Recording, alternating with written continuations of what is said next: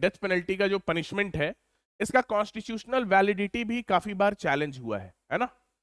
Death penalty जो दिया जाता है इसको काफी बार चैलेंज भी किया गया है कि ये इनह्यूमन है। इसके बारे में मैंने आपको कुछ बताया भी था कि जो भी डेथ पेनल्टी को एबॉलिश करने के लिए जो भी लोग सपोर्ट करते हैं, है ना, वो लोग आर्ग्यूमेंट्स देते हैं कि डेथ पेनल्टी स्टेट नहीं दे सकता है बिकॉज स्टेट ने लाइफ नहीं दिया है ना। स्टेट ने आपको लिबर्टी दिया है, ठीक है, राइट टू फ्री मूवमेंट दिया है, freedom of speech and expression दिया है, तो जो आपको दिया गया है वो स्टेट छीन रहा है आपसे, आपको जेल भेज के, इम्प्रिजनमेंट दे के, अगर आप कोई ऑफेंस करते हैं। लेकिन किसी का लाइफ ले लेने का अधिकार स्टेट के पास नहीं होना चाहिए, बिकॉज स्टेट या सॉवरेन ने किसी को जन्म नहीं दिया है, किसी को लाइफ नहीं दिया। किसी के लाइफ पे आपका कंट्रोल नहीं है तो उसके डेथ पे भी आपका कंट्रोल नहीं होना चाहिए। और अगर आप किसी को डेथ पेनल्टी दे रहे हैं तो आप खुद में ही एक अपराध कर रहे हैं। ऐसा कहना है उन लोगों का जो डेथ पेनल्टी को एबॉलिश करने के सपोर्ट में है। उनका कहना होता है कि नहीं, आपको किसी भी पर्सन ने कितना भी हीनियस ऑफेंस किया है, आप उसको रिगरस इंप्रिजनमेंट, लाइफ इंप्रिजनमेंट में रिगरस पनिशमेंट आप दीजिए, है ना। लाइफ टाइम वो काम करेगा सोसाइटी के लिए, बेनिफिट के लिए, है ना। वहां पे चांस भी होगा कि हो सकता है by the end of the life वो पर्सन मेंटली रिफॉर्म हो जाए, तो वहां पे पर्पस लॉ का सर्व हो गया, ठीक है।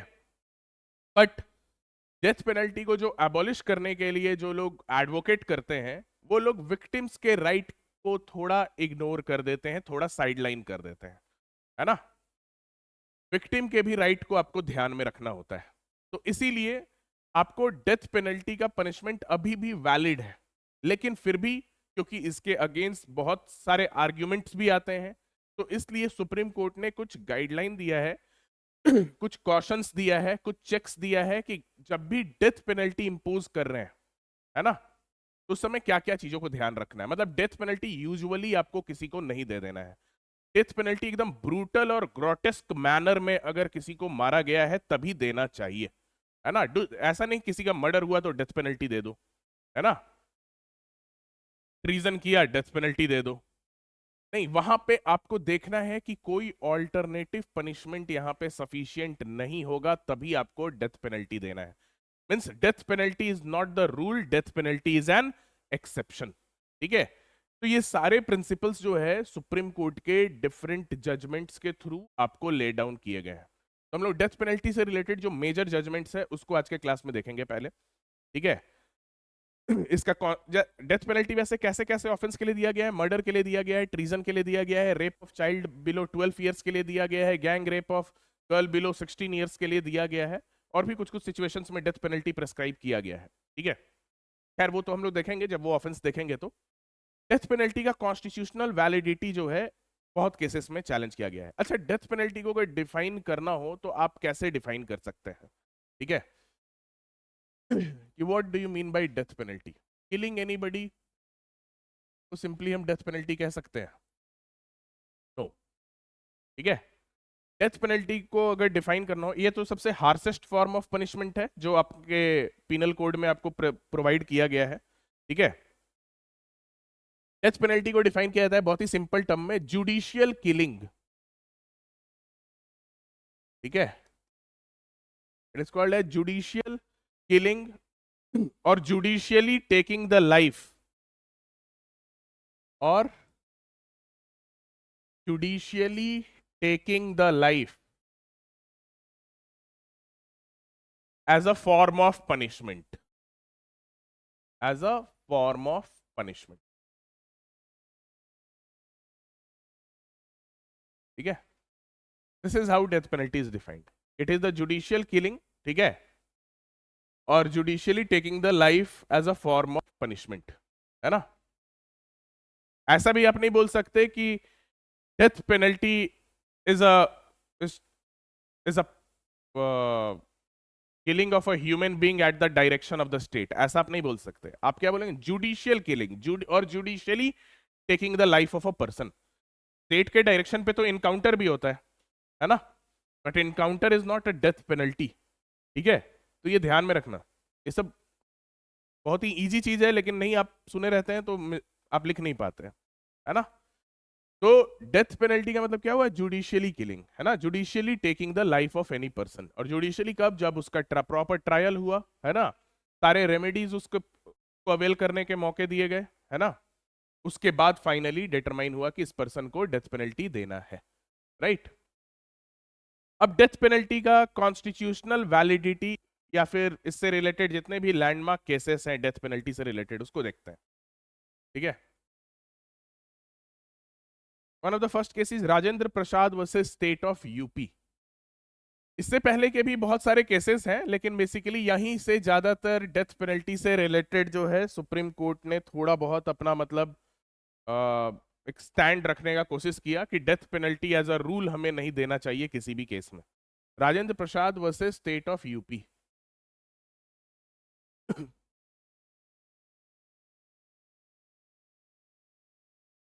1979, right? In this case, basically, Supreme Court stated that death penalty would not be appropriate unless the defendant poses a serious risk to social security.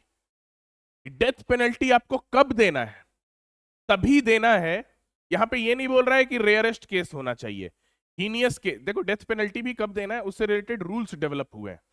शुरू में सुप्रीम कोर्ट का ये कहना था कि डेथ पेनल्टी तब देना है जब वहां पे जो वो कन्विक्ट है, जो ऑफेंडर है, वो सोसाइटी के सिक्योरिटी के लिए डेंजरस है ना।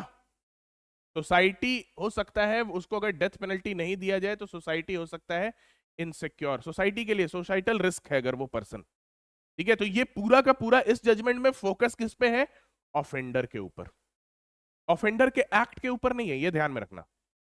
इस केस में सुप्रीम कोर्ट ने ऑफेंडर का जो एक्ट का नेचर है उसके बारे में नहीं बताया, उसने पर्सनली ऑफेंडर का क्या ट्रेट्स है, क्या पर्सनल ट्रेट्स है, उसको सुप्रीम कोर्ट फोकस कर रहा है ना।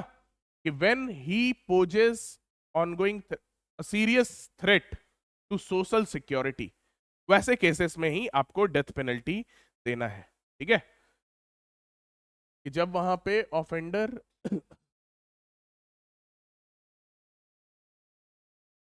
इज अ थ्रेट, ठीक है, threat or a risk, serious risk to social security. If the offender poses threat or risk to social security, in that situation only death penalty has to be given. So in this judgment the focus was mainly on the offender, है ना, कि offender कैसा person है, offender का जो nature of act है उसको ज्यादा इंपॉर्टेंस यहां नहीं दिया जा रहा है, ठीक है। यहां पे दिया जा रहा है, कहने का मतलब क्या है कि अगर किसी ने मर्डर किया, अगर मैंने मर्डर किया, मर्डर का क्या तरीका था करने का, that's a different thing. What is important कि whether I will be a risk to social security or not, है ना। तो उसके लिए मेरा पहले का एंटीसीडेंट्स देखा जाएगा, है ना, पहले का मेरा प्रीवियस रिकॉर्ड्स देखा जाएगा। बट आगे जाके फिर स्टैंड चेंज किया गया कि ये कोई आधार नहीं होना चाहिए, है ना। इस केस में जो बेसिस दिया गया कि भाई डिफेंडेंट अगर सीरियस रिस्क है सोसाइटी के लिए तो वहीं डेथ पेनल्टी देंगे, नहीं तो नहीं देंगे, ऐसा नहीं है। आगे जाके रेयरेस्ट ऑफ रेयर केस का डॉक्ट्रिन इवॉल्व किया गया, है ना। In the next case of Bachchan Singh versus state of Punjab.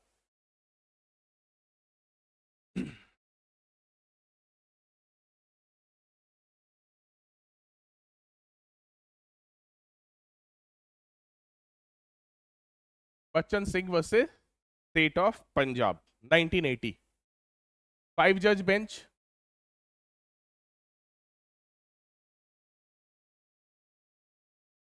Five जज बेंच का ये डिसीजन था, ठीक है। इस केस में सुप्रीम कोर्ट ने हेल्ड किया कि डेथ पेनल्टी में हम एक डॉक्ट्रिन फॉलो करेंगे, that is the doctrine of rarest of rare case.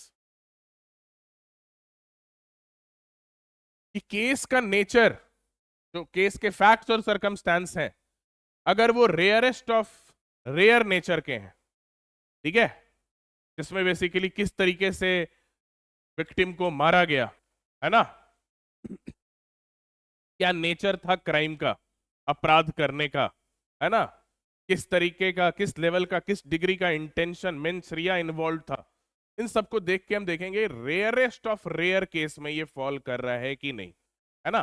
जैसे आपको रेयरेस्ट ऑफ रेयर का एग्जांपल क्या हुआ, जैसे मान लो एक होता है पर्टिकुलरली ऑफेंस ऑफ रेप हुआ, ठीक है, offence of rape, Nirbhaya gang rape case को रेयरेस्ट ऑफ रेयर केस बोला गया। Why rarest of rare? Because the way in which that offence was committed, है ना, जिस तरीके से वो ऑफेंस कमिट किया गया था, right, the nature of the act which was involved in committing that crime, everyone knows that was very brutal, right? So that was कि बहुत सारे ऑफेंस ऑफ रेप है, 10 ऑफेंस ऑफ रेप हुआ है, 10 convict है, but Nirbhaya gang rape case वाले जो convicts थे उनका केस उसमें भी रेयरेस्ट ऑफ रेयर में फॉल किया, है ना। ऐसा कहने का मतलब नहीं है कि बाकी के जो रेप हुए वो ऑफेंस जस्टिफाइड है, मतलब they are also punishable, but death penalty आपको किस में देना है? रेयरेस्ट ऑफ रेयर केस में, ठीक है। अब मान के चलिए मर्डर हुआ, मर्डर के लिए डेथ पेनल्टी दे सकते हैं लेकिन हमेशा नहीं देंगे, रेयरेस्ट ऑफ रेयर केस में। अब मर्डर मान लो किसी 6 साल के मासूम बच्चे का हुआ, मर्डर करने वक्त उसका पहले हाथ काटा गया, फिर उसका पैर काटा गया, फिर उसके बाद उसके सर पे पत्थर मार के, मतलब एकदम ब्रूटल तरीके से मारा गया।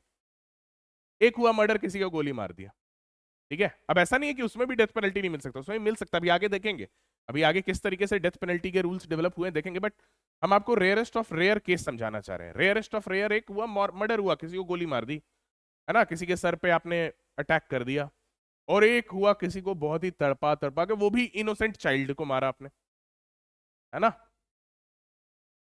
That falls under the category, हुआ तो मर्डर ही, वहां पे हुआ तो मर्डर ही ना, बच्चे का भी मर्डर ही हुआ, तो पनिशमेंट तो भाई जो आपको बाकी मर्डर के लिए मिलना है, लेकिन वहां पे क्या है, आपने को बहुत ही ब्रूटल तरीके से मारा। तो ये सब हुआ रेयरेस्ट ऑफ रेयर केस। तो रेयरेस्ट ऑफ रेयर केस में क्या फॉल करेगा? Bachchan Singh versus state of Punjab में कोर्ट ने रेयरेस्ट ऑफ रेयर केस का डॉक्ट्रिन तो दे दिया था, लेकिन रेयरेस्ट ऑफ रेयर केस को बहुत ही डिटेल में एक्सप्लेन नहीं किया कि रेयरेस्ट ऑफ रेयर केस में क्या क्या फॉल करेंगे, ठीक है। वो आगे के केसेस, मच्छी Singh versus state of UP का केस है, लहना वर्सेस स्टेट ऑफ हरियाणा का केस है, इन सब केस के थ्रू आपको फर्दर आगे बताया गया कि रेयरेस्ट ऑफ रेयर केस में क्या क्या किस तरीके के एक्ट फॉल करेंगे, ठीक है। तो इस केस में रेयरेस्ट ऑफ रेयर एक डॉक्ट्रिन इवॉल्व किया गया, ठीक है। आगे केस देते, अच्छा एक और चीज, इस केस में जो डिसेंटिंग ओपिनियन था जस्टिस पीएन भगवती का, ठीक है, उनका भी ओपिनियन आप नोट कर लें तो ठीक रहेगा। डिसेंटिंग ओपिनियन था जस्टिस पीएन भगवती का,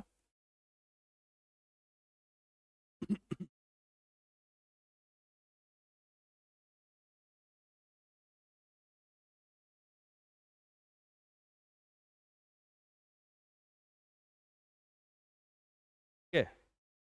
इन्होंने अपने डिसेंटिंग ओपिनियन में बोला कि डेथ पेनल्टी इज अनकॉन्स्टिट्यूशनल, है नहीं है, ये डिसेंटिंग ओपिनियन था, है ना, माइनॉरिटी व्यू था, इन्होंने डिसेंट किया था इस जजमेंट में, he was the only dissenting जज, है ना, बिकॉज लाइफ और पर्सनल लिबर्टी को ये बहुत ही वैल्यू करते थे, इसीलिए जस्टिस पीएन भगवती का बहुत सारा जजमेंट्स है जिसके बेसिस पे आपको आर्टिकल 21 का स्कोप एक्सपैंड होना शुरू हुआ। टीपी रोयप्पा वाला जजमेंट हो गया, मेनका गांधी वाला जजमेंट हो गया, ठीक है, तो नहीं दिया था। he basically stated that it violates article 14 and article 21, ये आर्टिकल 14 और 21 दोनों का वॉयलेशन है डेथ पेनल्टी, है ना। 14 का वॉयलेशन इसलिए है क्योंकि किसी मर्डर में आप किसी को लाइफ इंप्रिजनमेंट दे रहे हैं, किसी मर्डर में किसी को आप डेथ पेनल्टी दे रहे हैं, आपके पास पूरा डिस्क्रिशन आ गया है, आप लाइफ इंप्रिजनमेंट दें या डेथ पेनल्टी दें, और जहां डिस्क्रिशन है वहां आर्बिट्रेरीनेस का स्कोप है ना, तो आर्टिकल 14 वॉयलेट होने का चांसेस बहुत ज्यादा है। आर्टिकल 21 का वॉयलेशन है बिकॉज लाइफ तो स्टेट ने दिया नहीं, लाइफ तो कोर्ट ने दिया नहीं है, तो आप लाइफ कैसे किसी का छीन सकते हैं। तो इनका बेसिकली अपना ओपिनियन था कि ये आर्टिकल 21 और 14 दोनों का वॉयलेशन है, but this was the dissenting opinion, है ना, तो दिमाग में रखे रहिएगा, कभी प्रीलिम्स में कभी पूछ लिया तो ध्यान में रखना है। डेथ पेनल्टी को इस केस में कॉन्स्टिट्यूशनल बोला गया। राजेंद्र वाले केस में क्या देखा गया कि ऑफेंडर सोसाइटी के लिए थ्रेट नहीं होना चाहिए, अगर ऑफेंडर थ्रेट है सोसाइटी के लिए डेथ पेनल्टी दे दो, बट ये बहुत ही वेग था। हो सकता है कोई ऑफेंडर डेथ पेनल्टी किसी का मर्डर नहीं किया हो, किसी चाइल्ड का रेप नहीं किया हो, है ना, हो सकता है किसी ऑफेंडर ने किसी को ग्रीवियस हर्ट कॉज किया हो, बट फिर भी वो थ्रेट हो सकता है सोसाइटी के लिए, है ना। किसी का किडनैपिंग किया हो तो वो बहुत सारा किडनैपिंग अपने लाइफ टाइम में करते आया है, तो वहां पे भी तो वो थ्रेट है सोसाइटी के लिए, तो क्या वहां भी डेथ पेनल्टी दे दोगे? तो ये थोड़ा वेग नेचर का ऑब्जर्वेशन था जो इस केस में दिया गया था। यहां पे थोड़ा इसको स्पेसिफाई किया गया, केस आपका रेयरेस्ट ऑफ रेयर डॉक्ट्रिन में फॉल करना चाहिए, लेकिन रेयरेस्ट ऑफ रेयर डॉक्ट्रिन को उतना डिटेल में इस केस में एक्सप्लेन नहीं किया गया था, इसको आगे केसेस में आपको एक्सप्लेन किए गए। ठीक है।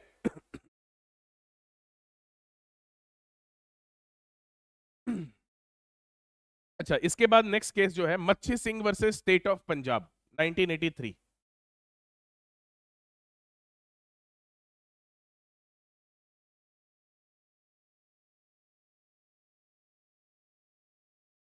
Versus state of Punjab 1980।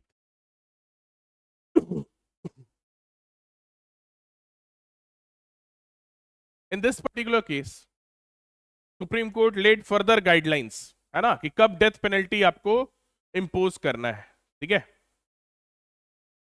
इसमें बताया गया कि डेथ पेनल्टी आपको तभी देना है when the act is gravest case of extreme culpability, मतलब वही रेयरेस्ट ऑफ रेयर डॉक्ट्रिन ही एक तरीके से बता रहा है, gravest case of extreme culpability.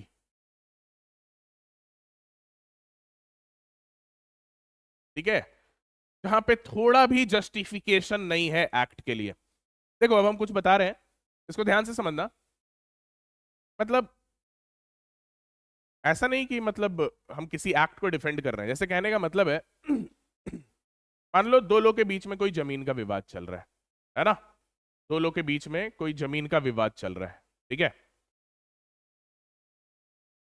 उस जमीन विवाद में उसने आपका कभी इंसल्ट किया, आज से 2 महीने 3 महीने बाद, अब वो इंसल्ट आपके दिमाग में बैठ गया। ठीक है, आप रोज उसको सोच रहे हैं सोच रहे हैं सोच रहे हैं, आप इस स्तर पे चल गए कि नहीं, अब वो पर्सन जब तक मरेगा नहीं तब तक मेरा खोया हुआ इज्जत वापस नहीं आएगा। आपने उसको मार दिया, मर्डर कर दिया आपने। ऐसा नहीं एक्ट जस्टिफाइड है, और ना ही ये ग्रेव और सडन प्रोवोकेशन भी नहीं है। क्यों? क्योंकि बहुत 2-3 महीने पहले इंसल्ट किया गया था, यानी आपने मारा तो इंटेंशनली है, तो मर्डर के डेफिनेशन में तो फॉल करेगा, बट फिर भी आपके एक्ट में कुछ जस्टिफिकेशन है ना, कुछ जस्टिफिकेशन है, मतलब कह रहे हैं ना बुरे में भी आप कुछ जस्टिफिकेशन खोज रहे हैं। कोर्ट यही करता है कि इसमें भी कुछ जस्टिफिकेशन, सामने वाले ने कोई ऐसा एक्ट किया था which gave him the reason. तो ऐसे केसेस में कोर्ट जनरली डेथ पेनल्टी देने से डेथ पेनल्टी अवॉइड करता है। एक होता है कोल्ड ब्लडेड मर्डर, एक होता है कोल्ड ब्लडेड मर्डर। ठीक है, जिसमें सामने वाले के तरफ से कोई एक्ट नहीं है, ऐसा नहीं कि ग्रेव एंड सडन प्रोवोकेशन ही सामने वाले के तरफ से हो, सामने वाला आपको कोई रीजन भी दे सकता है, हो सकता है वो आपके बारे में कोई आपका सीक्रेट जानता हो, है ना, कोई आपका सीक्रेट जानता हो किसी तरीके का जो कि मतलब सोशली एक्सेप्टेबल नहीं है। मान लो कोई पर्सन होमोसेक्सुअल है, कोई पर्सन जान रहा है उसके बारे में, और वो नहीं चाहता है किसी को पता चले, इसलिए उसने उसको मार दिया। उसने भी ब्लैकमेल भी नहीं किया था, बट उसने उसको मार दिया था। देखो कोर्ट क्या है ना, व्हाट आई एम ट्राइंग, ये थोड़ा वेग होगा, एब्स्ट्रैक्ट होगा समझना, but what I mean to say कि अगर आपके एक्ट के पीछे थोड़ा भी रीजन होता है, ये सब पेनोलॉजी में हम लोग पढ़ते हैं, है ना, आगे चल के। ठीक है आप लोग तो खैर उतना ऊपर आगे तो नहीं पढ़े होंगे, बट ये सब वहां पढ़ा जाता है कि अगर आपके एक्ट में थोड़ा भी जस्टिफिकेशन है, थोड़ा भी ऐसा नहीं कि आपका एक्ट ऑफेंस नहीं कहलाएगा, एक्ट ऑफेंस कहलाएगा, लेकिन थोड़ा भी जस्टिफिकेशन है कि आपके पीछे कोई रीजन था मर्डर करने के लिए, और आपने मर्डर बहुत ही ब्रूटल तरीके से नहीं मारा, गोली मार दिया, जहर दे दी, वैसे केसेस में लाइफ इंप्रिजनमेंट ही कोर्ट ज्यादा देता है। ठीक है, ये तुम डिफरेंट जजमेंट जब सुप्रीम कोर्ट के देखोगे तो वहां देखोगे। लेकिन एक है कि किसी ने कोई तरह का प्रोवोकेशन नहीं दिया, है ना, कोई चाइल्ड है, 12 ईयर 13 ईयर ओल्ड गर्ल है ना, कोई person out of sudden lust, है ना, उसके अगेंस्ट कोई अपराध करता है, उसके अगेंस्ट रेप करता है, उसका मर्डर कर देता है, यहां पे तो मतलब ये केस क्या हो गया, एक्सट्रीम कल्पेबिलिटी, समझ रहे हो, extreme culpability, no justification, no reason for causing that offence, है ना, फॉर कमिटिंग दैट क्राइम। ऐसे केसेस क्या हुआ, एक्सट्रीम कल्पेबिलिटी के केस हो गए।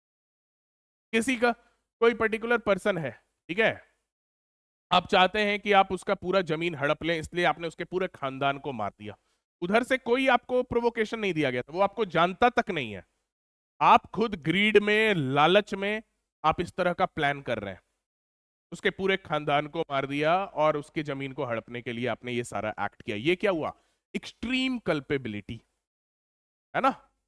एक्सट्रीम कल्पेबिलिटी का ये एक्ट हुआ, समझ रहे हो? अब किसी पर्सन ने मान लिया आपके किसी घर के फैमिली मेंबर का मर्डर किया था 1 साल पहले। अब 1 साल पहले था तो ग्रेव सडन प्रोवोकेशन में तो नहीं, अपने अगर आपने आज के डेट में उसका मर्डर कर दिया तो ग्रेव एंड सडन प्रोवोकेशन तो नहीं है, लेकिन फिर भी आपके पास क्या है, एक कहीं पे कोई रीजन है, कोई रीजन कहीं ना कहीं पर है, तो वो एक्सट्रीम कल्पेबिलिटी में नहीं आया। ठीक है, कि 1 साल पहले आज जिसका मर्डर हुआ उस पर्सन ने 1 साल पहले आपके घर में किसी फैमिली मेंबर का उसने मर्डर किया, ठीक है, और उसलिए आपने 1 साल बाद रिवेंज या बदला जो भी लिया, ये एक्सट्रीम कल्पेबिलिटी में नहीं आया। एकदम ये कोल्ड ब्लडेड मर्डर नहीं, आपके पास कहीं ना कहीं मतलब वो आपको इंस्टिगेट कर रहा था, तो है ये है ये murder he, this is the act of murder only, but extreme culpability वाला एक्ट नहीं है।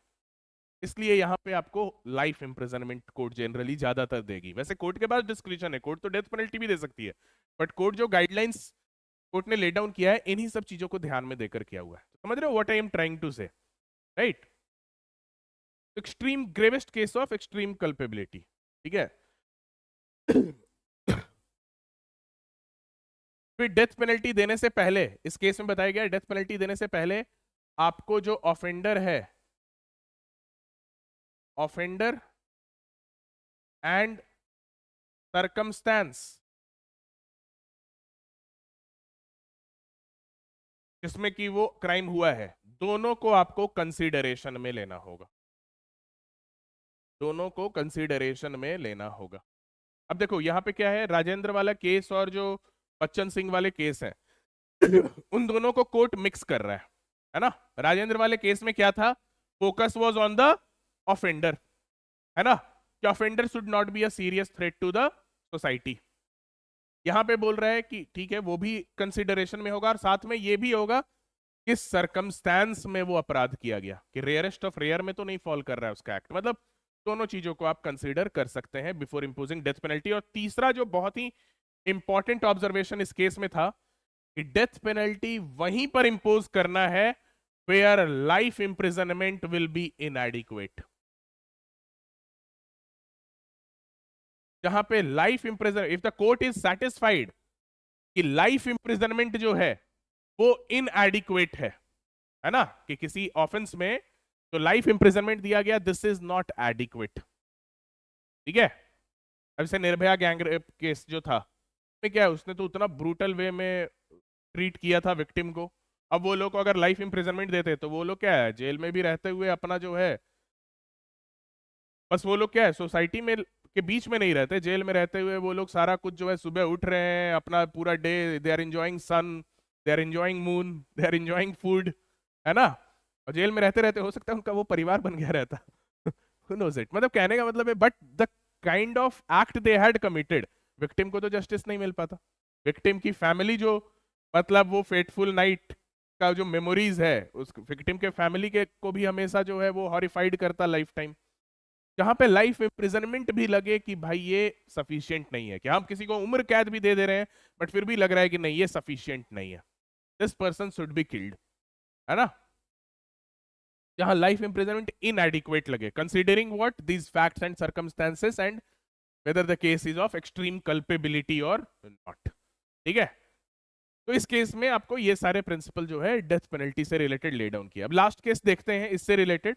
वैसे डेथ पेनल्टी से रिलेटेड और भी केसेस हैं, but these are the main cases through which the principles were developed, on the basis of which death penalty shall be given in India. और इन्हीं केसेस के प्रिंसिपल पे अभी भी कोर्ट एक्ट करते रहता है। नेक्स्ट इंपॉर्टेंट केस है लहना वर्सेस स्टेट ऑफ हरियाणा 2002।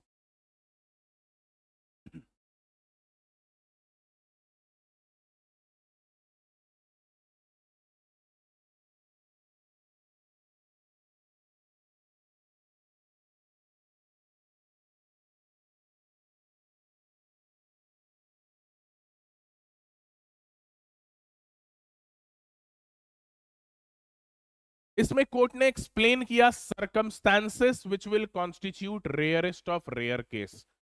कब हम कहेंगे कि कोई case rarest of rare case में फॉल कर रहा है कि नहीं, व्हाट आर दोज सर्कमस्टेंसेस, ठीक है। इस केस में कोर्ट ने क्या क्या बताया, किन किन चीजों को आप सरकम कंसीडर करेंगे कि कोई case rarest of rare doctrine में फॉल कर रहा है कि नहीं। तो वहां पे कोर्ट ने बोला इफ द मर्डर, ठीक है, is committed in brutal, grotesque, है ना, आंख निकाल दिए, हाथ निकाल दिए, ठीक है, पैर काट दिए, मारने से पहले मतलब बहुत ही ब्रूटल और ग्रोटेस्क वे में आपने ट्रीट किया है, ठीक है। विच अराउजेस,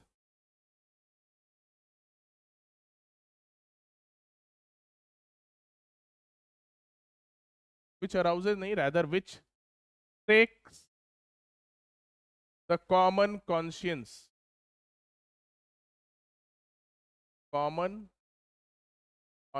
of the society, ठीक है, कि ऐसा एक्ट की मतलब वो सभी को शॉक कर दे, ठीक है, which shocks every one in the society, है ना, कॉमन कॉन्शियंस जो सोसाइटी का होता है उसको जो है वो पूरा एकदम shock. Those are the cases जिसमें आप बोल सकते हैं कि हम डेथ पेनल्टी दे सकते हैं, ठीक है। दूसरा बताया कि when the motive of the murder, motive क्या है, डिप्रेव है, डिप्रेव मतलब मोटिव एक होता है ना कि मतलब मोटिव डिप्रेव है, परवर्स है, मतलब आपका मोटिव भी जो है बहुत ही मतलब निचले स्तर का है।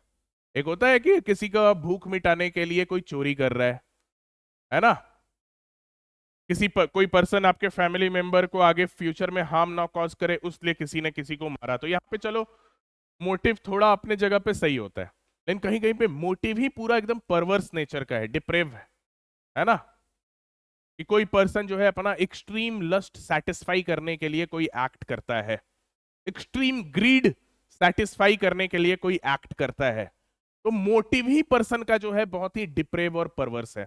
मतलब देखो, motive is not essential for determining criminal liability, लेकिन मोटिव कितनी बार सजा को कम करने में, है ना, इट में कम इनटू प्ले, है ना, अगर मोटिव अच्छा होता है तो those factors are taken into consideration कि सजा जो है थोड़ी पेनल्टी कम मिलती है, जहां कोर्ट के पास डिस्क्रिप्शन होता है कि यहां से यहां तक हम सजा दे सकते हैं, कोर्ट वहां पे थोड़ा कम सजा दे सकता है अगर मोटिव अच्छा हो तो। वो भी ऐसा नहीं है कि हमेशा बहुत चीजें कोर्ट कंसीडर करते हुए जजमेंट देता है, बट मोटिव के बेसिस पे भी कोर्ट कंसीडर कर सकता है, लेकिन जहां मोटिव ही आपका पूरा परवर्स हो, डिप्रेव हो, ग्रीड लस्ट से भरा हुआ अगर मोटिव है ना, बहुत ही डिप्रेव है, राइट। वैसे सिचुएशन में, राइट, अब मान के चलो कि कोई पर्टिकुलर पर्सन ने कभी कभी लाइफ टाइम में कुछ ऐसा एक्सपीरियंस किया, मान लो कि इफ कोई पर्टिकुलर पर्सन को धोखा मिला, ठीक है, प्यार में धोखा मिला और उसने जो है सभी लड़कियों को मारना शुरू कर दिया, ठीक है, ऐसा बहुत सारे ऐसे आपको साइकिल किलर्स होते हैं, ठीक है, बहुत सारे किलर्स इंडिया में भी आपको ऐसे साइको किलर्स मिलते हैं, राइट। यूएस में बहुत सारा केस है, टेड बंडी का एक बहुत ही फेमस केस है, सुने होंगे, है ना, उसका काम ही था कि लड़कियों को मारने का, फिर उसके डेड बॉडीज के साथ रेप करने का, मतलब मोटिव वाज सच डिप्रेव और परवर्स कि वैसे केसेस में डेथ पेनल्टी ही एक उपाय बचता है। वो आपको रेयरेस्ट ऑफ रेयर केस में फॉल कर गया, तो रेयरेस्ट ऑफ रेयर केस में कौन, ब्रूटल ग्रोटेस्क अगर आपका एक्ट है जो सोसाइटी के कॉमन कॉन्शियंस को सेक कर दे, मोटिव जहां पे डिप्रेव और परवर्स है, ठीक है, फिर crime of enormous proportion, crimes of enormous proportion, ये भी रेयरेस्ट ऑफ रेयर केस में फॉल करेगा।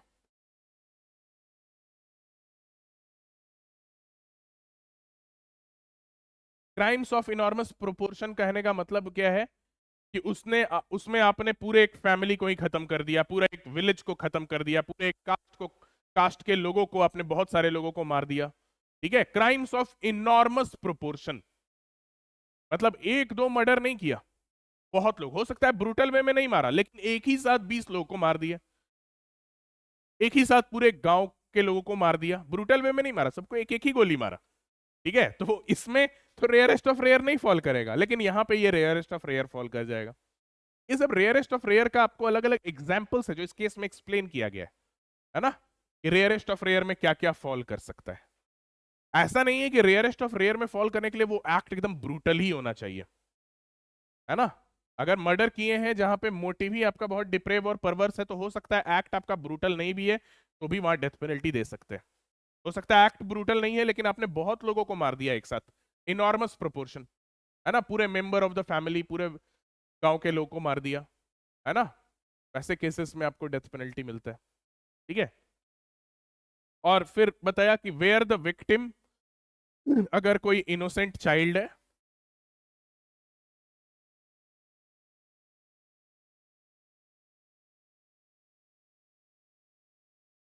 कोर्ट ने बोला इनोसेंट चाइल्ड है, मतलब चाइल्ड भी इनोसेंट जो है वही, बदमाश चाइल्ड नहीं, है ना, इनोसेंट चाइल्ड। ओके, हो सकता है 15 साल 16 साल का भी बच्चा चाइल्ड कहलाता है, ठीक है, बट हो सकता है वो इनोसेंट ना हो, सामने वाले को किसी तरीके का रीजन दे दे वो एक्ट करने के लिए। The child must be innocent, ठीक है, या फिर helpless women, victim is helpless women,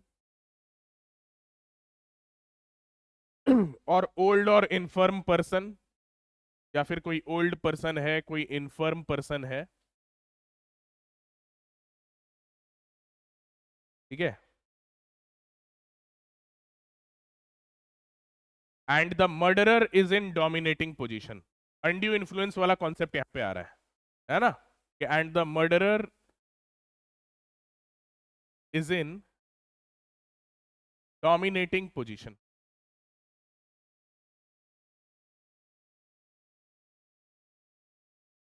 तो ये भी आपको रेयरेस्ट ऑफ रेयर डॉक्ट्रिन में फॉल कर सकता है। बट इसके बावजूद भी कोर्ट को ही डिसाइड करना है, तो अल्टीमेटली जज का इंडिविजुअल फिलॉसफी ही सबसे ज्यादा वहां पे इंपॉर्टेंट होता है। एकेडमिक पर्पस के लिए आपको ये समझना है कि सुप्रीम कोर्ट ने क्या प्रिंसिपल्स लेट डाउन किया है, बट अल्टीमेटली कोई पर्टिकुलर केस को रेयरेस्ट ऑफ रेयर में लाना है कि नहीं, वहां जज के पास ही पावर है।